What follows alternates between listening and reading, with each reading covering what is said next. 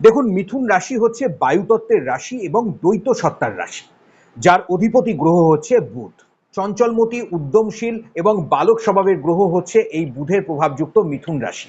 শরীর স্বাস্থ্যের দিক থেকে অনেকটাই ভালো থাকবে, অর্থাৎ আপনাদের মন মানসিকতার উপরে এই মাসে একটা ভালো পজিটিভ বার্তা বহন করছে।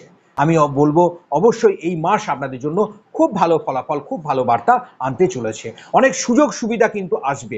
এই মাসে যারা বিভিন্ন ধরনের কম্পিটিটিভ এক্সামের জন্য প্রস্তুতি নিচ্ছেন তাদের ক্ষেত্রে কিন্তু খুব ভালো ফলাফল আসতে চলেছে। যারা বিভিন্ন ক্রিয়েটিভ ফিল্ডের মানুষ আছেন, সঙ্গীত, অভিনয়, নাটক, থিয়েটার, বিভিন্ন শিল্পী জগতের মানুষ আছেন, সেটা আর্ট অ্যান্ড ক্রাফট হতে পারে, সেটা কারিগরি বিদ্যা হতে পারে, বিভিন্ন কুটির শিল্প, স্মল কটেজ ইন্ডাস্ট্রির সঙ্গে যুক্ত যারা কাজকর্ম করছেন তারা কিন্তু ভালো ফলাফল পাবেন।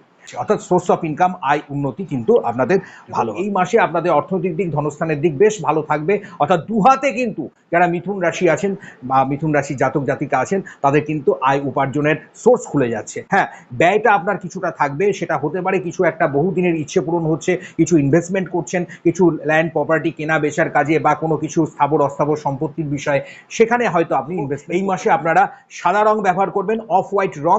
যারা বিভিন্ন ধরনের ইউনিফর্মের মধ্যে এই রংটা ব্যবহার করবেন, বিশেষ করে অফিস কাচারি কাজকর্মের ক্ষেত্রে দেখবেন অনেক ভালো ফল পাবেন। একটা পিসফুল মাইন্ড কিন্তু আপনার থাকবে। অফ হোয়াইট রংটাকে ব্যবহার করুন, হালকা ঘিয়ে রং আপনারা ব্যবহার করুন, হালকা গোল্ডেন কালারটা ইউজ করুন। তাছাড়াও আপনি কচি কলা পাতা রংটাও কিন্তু বা বাসন্তী রংটাও কিন্তু আপনারা ব্যবহার করতে ভুলবেন না। আপনার ক্ষেত্রে শুভ সংখ্যা এই মাসে 5 এবং 9 সংখ্যা। আপনি দেখবেন এই বিষয়গুলো আপনি মেনটেন করুন।